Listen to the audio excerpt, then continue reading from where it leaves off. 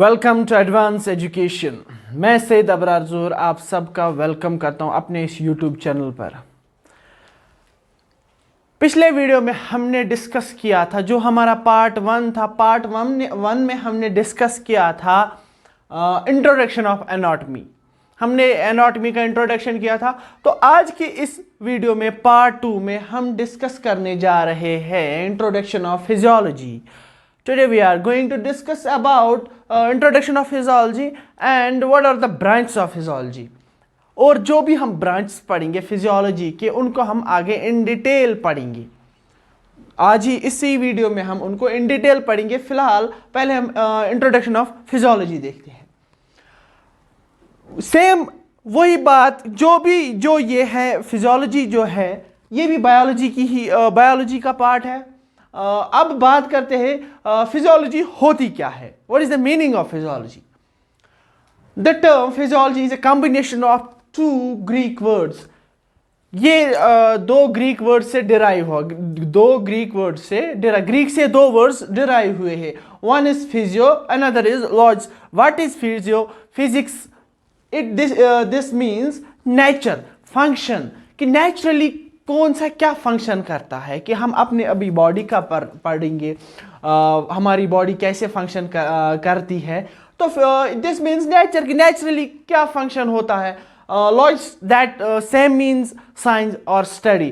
तो अगर अब हम इनको कॉम्बिनेशन करेंगे, अब क्या हम इनकी डेफिनेशन बना सकते हैं? Physiology is the science that treats the function of the living organisms and its parts. वही जो कि फिजिक्स मीन्स नेचर। यहां पर अब हम बता रहे हैं definition. Physiology is a science that treats the function of living organisms. Function of living organism, जो भी लिविंग ऑर्गेनिज्म में फंक्शन होती है इंटरनली एक्सटर्नली, उसी को हम, जो भी ऑर्गन, वो ऑर्गन अपने अपना फंक्शन करना, हर एक ऑर्गन उसको अपना अपना काम होता है, वो अपना अपना फंक्शन करता है, उसी को हम बोलते हैं ह्यूमन फिजियोलॉजी। एनाटॉमी तो स्ट्रक्चर में आया था। एनाटॉमी में हमने देखा था कि स्ट्रक्चर बोलते हैं हम, किस ब्रांच का कौन सा ब्रांच क्या है। हमने देखा था रीजनल एनाटॉमी, सिस्टमिक एनाटॉमी, हमारे बॉडी में क्या क्या सिस्टम्स है, उनको कौन सा एनाटॉमी, कौन सा स्ट्रक्चर बोलेंगे। अब वो जो फंक्शन करेंगे ना, वो सिस्टम्स जो फंक्शन करेंगे ना, उन्हीं को हम बताएंगे physiology. It is the combination of two words, physiology. Physio means nature, logy means study, science.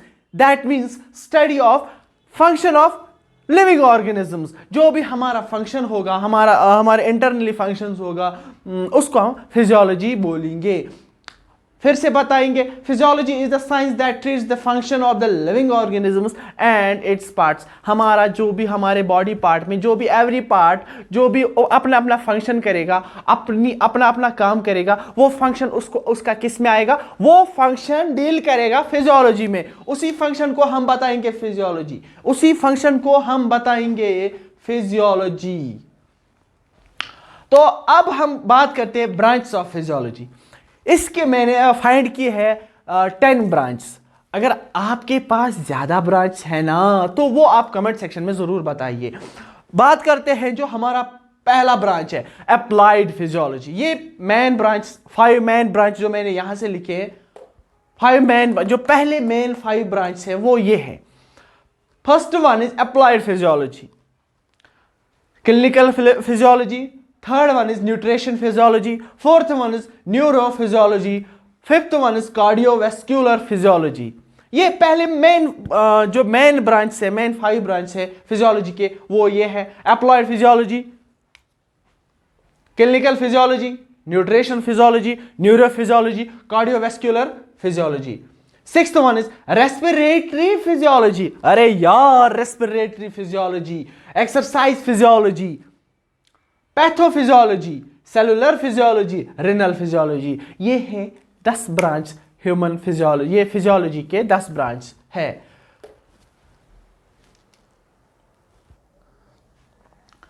तो चलिए अब हम ब्रांच पे जाते हैं। ब्रांच ऑफ फिजियोलॉजी, पहले जो मेन 5 ब्रांच है, जो 5 ब्रांच से, उन पर नजर डालते हैं और देखते हैं कि कौन ब्रांच क्या कहता है। जो पहला ब्रांच है अप्लाइड फिजियोलॉजी। अप्लाइड फिजियोलॉजी वो फिजियोलॉजी होती है जिसमें हम ह्यूमन बॉडी का जो भी बायोलॉजिकल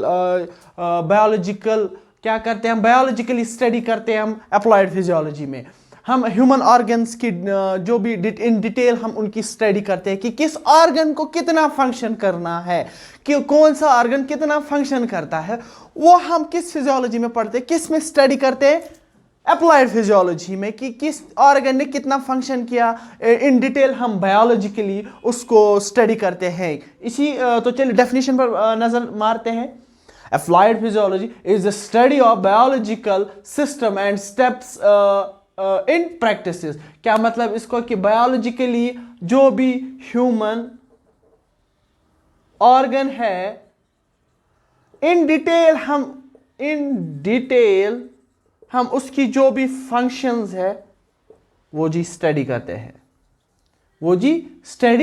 हैं, कि डेली परफॉर्म किस ऑर्गन का कितना फंक्शन डेली कितना वो डेली फंक्शन करता है, कौन सा ऑर्गन कितना वर्क करता है, कि वो हम सारा किस में पढ़ते हैं, applied physiology. That means is the study of biologically human organs. जो भी हम ह्यूमन ऑर्गन्स ये स्टडी करते हैं बायोलॉजिकली, दैट मीन्स दिस वो किस में आएगा, अप्लाइड फिजियोलॉजी। उसके बाद second one is clinical physiology. अब यहां समझना है कि अप्लाइड वहां अप्लाइड और क्लिनिकल एनाटॉमी में सेम था, यहां डिफरेंट है। यहां क्लिनिकल फिजियोलॉजी क्या है कि वहां तो हमने स्टडी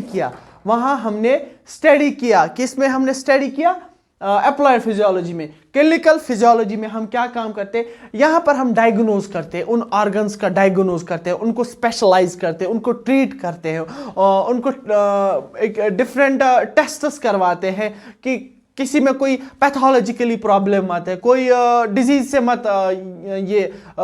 जुल रहा है। तो सेम वहाँ हमने क्या किया, वहाँ स्टडी की ही। यहाँ हम लेबोरेटरी क्लिनिकल में उसकी प्रैक्टिस करते हैं, उसका डायग्नोज करते हैं, स्पेशलाइज करते हैं। पेशेंट्स को हम क्या करते हैं, एक अंडरगो ट्रीटमेंट में, स्पेशलाइज अंडरगो ट्रीटमेंट में उनको रेफर करते हैं, उनको डिफरेंट टेस्ट्स करवाते हैं। एग्जांपल तो डेफिनेशन देखते हैं। Clinical physiology is a diagnostic specially to which patients are referred to undergo specialized test of functions of the heart, blood। हम क्या करते हैं, वहाँ हमने स्टडी करना है, यहाँ क्या करना है कि यहाँ टेस्ट करना है, यहाँ देखना है कि इस पेशेंट का, इस बंदे का क्या हार्ट सही से धड़क रहा है, क्या यह दिल धड़कता है कि नहीं धड़कता है, धड़कता है तो जिंदा है, नहीं धड़कता है तो खेल खत्म।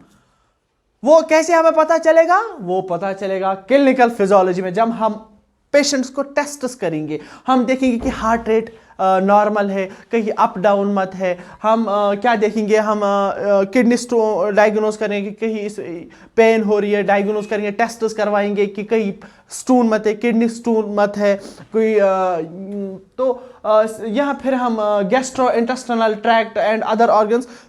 तो ये हमें कब पता चलेगा किस ऑर्गन में कोई प्रॉब्लम मत है, जब हम उनके टेस्ट्स करवाएंगे।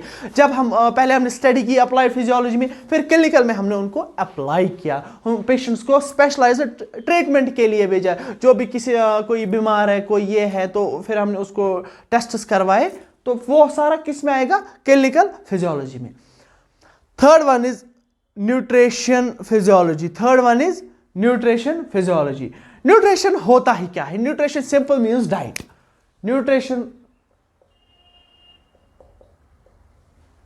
न्यूट्रिशन डाइट होता है, मुझे भी पता, आपको भी पता। तो क्या करना है, बस पढ़ना है। जो भी हम डाइट खाते हैं वो कैसे फंक्शन करता है, उसका क्या क्या फंक्शन है। डाइट तो हमने खाया, खाना तो हमने खाया, एट लास्ट हमें किस लिए खाना चाहिए, किस लिए हमें खाना चाहिए, हमें एनर्जी के लिए चाहिए। जब भी मेरे पास एनर्जी है तभी मैं अभी पढ़ा रहा हूं। अगर मेरे पास एनर्जी नहीं होती, दैट मीन्स मैं तो पढ़ा नहीं पाता। तो ये डाइट हम किस लिए खाते हैं, एनर्जी के लिए खाते हैं। अपना जो बॉडी पोस्चर है, अपनी जो बॉडी फिटनेस है, वो ठीक करने के लिए, वो ठीक रखने के लिए, बीमार ना होने से, बीमारी से बचने के लिए, तो हम न्यूट्रिशन लेते हैं, डाइट लेते हैं। अब कोई इसमें भी प्रॉब्लम, कोई ज़्यादा ले तो ओबेसिटी, कोई कम ले तो कमज़ोरी, कोई मतलब न्यूट्रिशन का ये होता है, एक प्रॉपर वे होता है, प्रॉपर मेंटेनेंस होती है, प्रॉपर डाइट होता है, उसको हम फॉलो करेंगे, वो लेंगे तो हमारी जो भी चाहे हम फिजिकली हो as well as mentally socially हम सब ठीक रहेंगे। वो किससे? जब हम न्यूट्रिशन ठीक से लेंगे। ये न्यूट्रिशन पे था। न्यूट्रिशन फिजियोलॉजी काम क्या करता है कि देखिए यहाँ पर हम बताएंगे कि खाना मैंने लिया, मैंने खाना खाया, खाना लेकर मैंने जब खाना खाया वो क्या हो जाएगा, माउथ से ही स्टार्ट होगी उसकी डाइजेशन। माउथ से वो क्या होगा, कन्वर्ट होगा सेमी सॉलिड में, लिक्विड में वो कन्वर्ट होगा, फिर वो नीचे जाएगा, फिर वो डाइजेस्ट हो जाएगा, स्टमक, इंटेस्टाइन, एट लास्ट उसमें जब लास्ट पे पहुंचेंगे तो ब्लड बन जाएगा। ब्लड फिर सारी बॉडी को सर्कुलेट होगा, जो ब्लड सर्कुलेट होगा मुझे एनर्जी मिल जाएगी। किससे मिल गई? मैंने एक बड़ा सा सॉलिड सा मैंने खाना खाया, उसको मैंने यहाँ अपने मुंह में with the help of teeth उसको ब्रेक डाउन किया, फिर उसमें मिक्स हो गया सलाइवा, फिर वो सेमी सॉलिड लिक्विड में कन्वर्ट होकर मेरे स्टमक में चला गया। स्टमक के बाद डाइजेशन की प्रोसेस माउथ से ही स्टार्ट होती है। जब हम डाइजेस्टिव सिस्टम पढ़ेंगे तब हम अच्छे से डाइजेस्टिव पढ़ेंगे। अभी मैं आपको ऐसे ही बता रहा हूँ न्यूट्रिशन फिजियोलॉजी होती क्या है, कि वो फिजियोलॉजी जो हमारा जो खाना है, जो हम खाना खाते हैं उसका फंक्शन, उसकी फंक्शन कैसे होती है, उसका फंक्शन कैसे होता है, इसकी फंक्शन कैसे होती है, वो हम सारा इसमें देखते हैं। चलिए डेफिनेशन पे जाते हैं। Nutrition physiology deals with how the body extracts the nutrients from the food, how obtain the needed energy, utilize nutrients, and all is related to health and diseases. जो भी हम न्यूट्रिशन खाते, अच्छा न्यूट्रिशन खाएंगे, बिल्कुल डाइट वाला nutrition खाएंगे तो हम फिट रहेंगे, एक्स्ट्रा खाएंगे, कम खाएंगे, ख़राब ज़्यादा खाएंगे, जंक फूड्स यूज़ करेंगे तो डिजीज़ होंगी। यही डिजीज़ आप याद रखना, ये डिजीज़ याद रखना, यहाँ पर ये डिजीज़ यहाँ पर याद रखना, यहाँ पर याद रखेंगे आप ये डिजीज़, ये आगे हमें पता चलेगा कि ये कहाँ पर ज़रूरत पड़ेगा हमें। तो अब हम फोर्थ वन है न्यूरोफिजियोलॉजी। न्यूरोफिजियोलॉजी नाम से ही पता होगा आप लोगों को, neuro means nerve, neuro means nerve, जो हमारी नर्व्स होती है उनके रिलेटेड हम स्टडी करते हैं। सिंपली जो भी हम नर्व्स के रिलेटेड स्टडी करते हैं उसको हम बताते हैं neurophysiology, the study of functional properties of nerve cell. Simple है। Sixth one is cardiovascular physiology. Cardiovascular physiology, cardio का मतलब ही होता है हार्ट, वेस्कुलर का मतलब ही होता है वेसल्स, फिजियोलॉजी का मतलब ही होता है functions. That means is the combination of three words. तो ये तीन वर्ड्स क्या बताते हैं कि जो हार्ट है, हार्ट के अंदर कैसे वेसल्स फंक्शन करते हैं, हार्ट कितना ब्लड पंप करता है, कितना वो लंग्स को देता है, कितना वो बॉडी को देता है, कितना वो प्योर करता है, कितना एट्रियम में जाता है, कितना वेंट्रिकल में जाता है, ये सारा, या हमारा जो भी हमारी हार्ट रेट होती है, ये सारा किस में आएगा यार? ये आएगा कार्डियोवेस्क्युलर फिजियोलॉजी में। दैट मीन जो भी हार्ट की फंक्शन है, हार्ट क्या क्या फंक्शन करता है, वो सारा किस में आएगा? Cardiovascular physiology. हमारी वेसल्स का जो भी कार्डिक वेसल्स है वो कौन सी वेसल्स कहाँ पर है, कौन वेसल कहाँ पर क्या काम करती है, जो जब हम ये स्टडी करते हैं दैट इसको हम बताते हैं cardiovascular physiology. Definition, the study of functions of the heart and blood vessels is called cardiovascular physiology. पहले हमने पढ़ा अप्लाइड फिजियोलॉजी, वहाँ हम स्टडी करते हैं बायोलॉजिकल, जो भी हम जो बायोलॉजिकल ह्यूमन ऑर्गन्स होते हैं उनको इन डिटेल पढ़ते हैं, फंक्शंस देखते हैं कि किसका क्या फंक्शन है। फिर हम क्लिनिकल में जाए, क्लिनिकल में हमने डायग्नोज किया, स्पेशलाइज्ड अंडरगोड हमने क्या किया, उसको ट्रीटमेंट दे दी, टेस्ट्स किए, फंक्शंस देखे कि कहीं ये मत है, कहीं वो मत है, कहीं हार्ट रेट अप डाउन मत है, ब्लड वेसल वहाँ यहाँ मत है, लंग्स क्या लंग्स ठीक है, कहीं किडनी में स्टोन मत है, नेफ्रॉनिक प्रॉब्लम मत है। तो ये सारा हमने देखा क्लिनिकल। फिर न्यूट्रिशन, डाइट कैसे, डाइट क्या लेना है, अगर ज़्यादा लेंगे तो डिजीज होगी। फिर न्यूरोफिजियोलॉजी, न्यूरो मींस नर्व, जो स्टडी हम नर्व्स के रिलेटेड का इज कॉल्ड न्यूरोफिजियोलॉजी।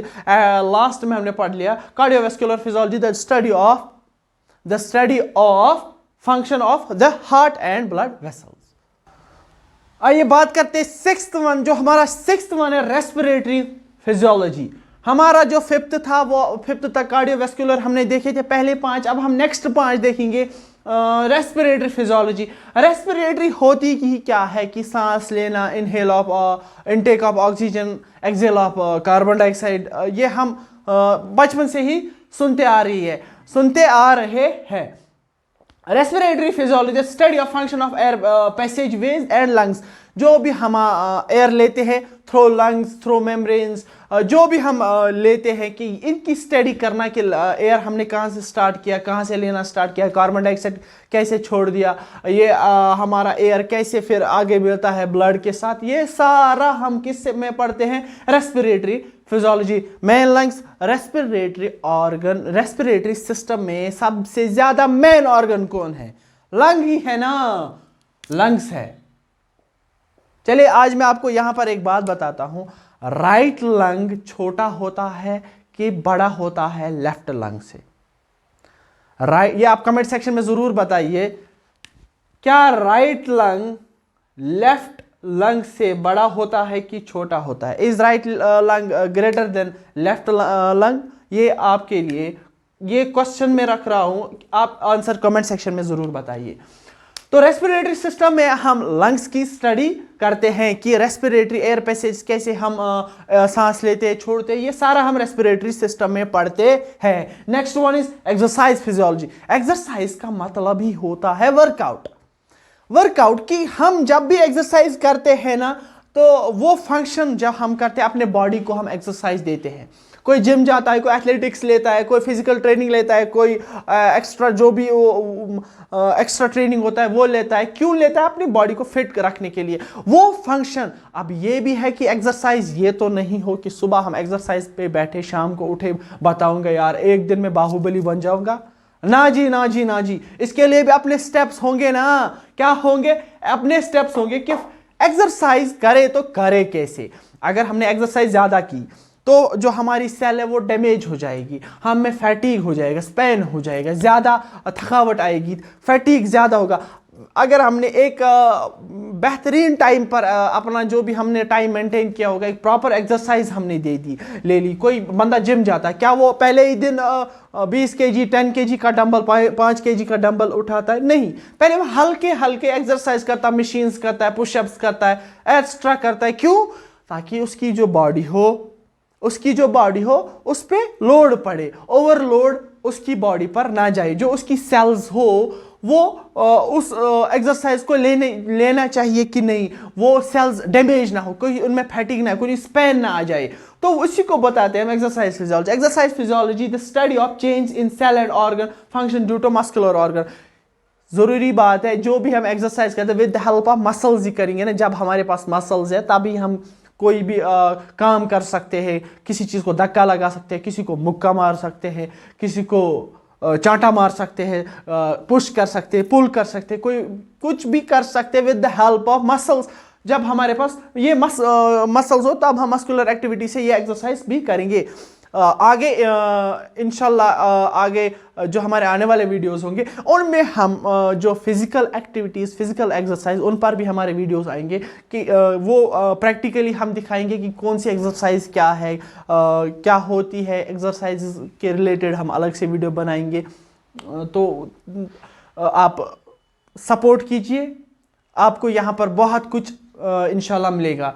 तो 8वां हम पढ़ेंगे पैथोफिजियोलॉजी। पैथोफिजियोलॉजी होता क्या है?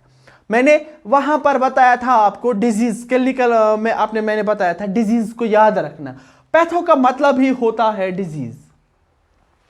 पैथो का मतलब ही होता है डिजीज। डिजीज के रिलेटेड हम जो भी ये पढ़ते स्टडी करते उसको बोलते हैं पैथोफिजियोलॉजी। दैट मीन्स कि हमारे अंदर जो हमारा ऑर्गन है, हमारे ऑर्गन में कौन सी क्या प्रॉब्लम आ गई, किस में क्या डिजीज आ गई, उसी को हम बताएंगे पैथोफिजियोलॉजी। जब हम उसके रिलेटेड स्टडी करेंगे तो तब हम पता चलेगा कि कहीं किडनी में प्रॉब्लम आते, कहीं कहाँ रेस्पिरेटरी सिस्टम में प्रॉब्लम आते, कहीं डाइजेस्टिव सिस्टम में प्रॉब्लम आते। जब हम वो चीज़ डिजीज़ के रिलेटेड स्टडी करेंगे, किसी चीज़ में कोई फंक्शनल प्रॉब्लम आते, कोई क्या वर्कआउट ठीक करता है कि नहीं करता है, तो उसी को हम बोलते हैं पैथोफिजियोलॉजी। कोई एक्स्ट्रा एज होता है जी, देखिए यहाँ पर हमने एक्सरसाइज फिजियोलॉजी किया, हमने एक्स्ट्रा एक्सरसाइज किया, वर्कलोड ज़्यादा हो गया बॉडी पर, तो उसमें क्या आ गया, कहीं उसमें मसल क्रैम्प ना आ जाएगा, कहीं उसमें कोई जो मसल क्रैम्प आ गया, तो दैट मीन्स वो कल को उठ नहीं पाएगा, उसने कंसिस्टेंसी नहीं रखी अपनी एक्सरसाइज में, उसने जहालत के साथ वो एक्सरसाइज की, उसमें वो फिटिंग आ गई, स्पेन आ गई, तो अब उसको उलझना है, उसको बराबर पता नहीं कब तक बैठना है, क्योंकि उसने कंसिस्टेंसी नहीं रखी, प्रॉपर एक्सरसाइज उसने अपनी बॉडी को नहीं रखी, अपने जो भी सेल्स है उनको एक्टिवेट अच्छे से होने नहीं दिया। पहले ही बताया मैं बाहुबली बन जाऊंगा, तो वो गिर गया। तो जहां जो जिसने यहां पर समझा कि मैं बाहुबली बन गया, बाहुबली पहले ही दिन बताया कि मैं बन जाऊंगा बाहुबली, तो यहां पर क्या हो गया, वो क्या बन गया, ना बाहुबली बन गया, ना वो कुछ और बन गया, वो बीमार बली बन गया। क्या बन गया, बीमार बली। बीमार बली बन गया, क्यों बीमार बली बन गया, क्योंकि उसने एक्सरसाइज अच्छे से नहीं की। वो बीमार बली किस में आएगा, पैथोफिजियोलॉजी में आएगा, क्योंकि उसकी जो मसल्स है उसमें क्रैम्प आया है, तो अब उसकी जो बॉडी है वो अच्छे से फंक्शन नहीं कर पा रही है, वो पैथोफिजियोलॉजी में आएगा। 9th one cellular physiology. Cellular का मतलब भी होता है सेल।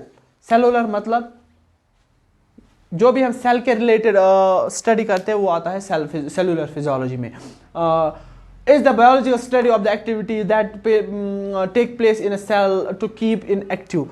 सेल के अंदर जितनी भी हम स्टडी करते हैं, सेल के अंदर बहुत सारे सेल ऑर्गेनेलीज हैं। हम माइटोकॉन्ड्रिया देखेंगे, माइटोकॉन्ड्रिया को हम बताते हैं कि mitochondria the power house of cell, कैसे उसमें एटीपी निकलता है, कैसे वो सेल यूज करता है वो। तो फिर क्या होता है कि वो किस में आता है, सेल में, सेल के अंदर आता है। वो कब हमें पता चलता है, जब हमने सेल के अंदर स्टडी की, तो वो किस में, किस फिजियोलॉजी में आएगा, सेलुलर फिजियोलॉजी में। सेल के अंदर लाइसोसोम्स है, सेल के अंदर राइबोसोम्स है जो सिंथेसाइज प्रोटीन्स करते हैं, लाइसोसोम्स जिसको सुसाइडल बैग्स बोला जाता है, गोल्गी अपराइट्स होते हैं, rough endoplasm reticulum, smooth endoplasm, बहुत सारे सेल ऑर्गेनेल्स होते हैं। न्यूक्लियस के अंदर न्यूक्लियोप्लाज्मा, क्रोमेटिन मटेरियल्स, तो वो सारा किस में आता है, सेलुलर फिजियोलॉजी में। जब हम सेल को पढ़ेंगे, सेल की फंक्शन अलग से पढ़ेंगे, तो वो किस फिजियोलॉजी में, किस फंक्शन में आएगा, सेलुलर फिजियोलॉजी में। Last one is renal physiology. क्या है renal physiology, renal study of renal को क्या बताएंगे, किसके रिलेटेड हम स्टडी करेंगे, किडनी के रिलेटेड स्टडी करेंगे। जो भी हम रेनल स्टडी करेंगे दैट मीन्स कि हम किडनी के रिलेटेड स्टडी कर रहे हैं कि किडनी की क्या फंक्शंस है, कहीं उसमें नेफ्रॉनिक प्रॉब्लम्स मत आ गई है, कहीं नेफ्रॉन्स की कमी मत हो गई है, तो क्या वो सारा किस में हम पढ़ेंगे, वो हम पढ़ेंगे रेनल फिजियोलॉजी में। रेनल का मतलब क्या होता है, किडनी। रेनल का मतलब होता है kidney, the study of function of the kidneys, kidneys के रिलेटेड स्टडी करना, this called renal physiology. I hope आप सभी को ये अच्छे से समझ आया होगा, किसी को कोई डाउट नहीं रहा होगा। अगर किसी को भी कोई डाउट है वो कमेंट सेक्शन में ज़रूर बताइए, और अगर आप चैनल पर नए तो चैनल को सब्सक्राइब, लाइक, शेयर ज़रूर कीजिए। Thank you.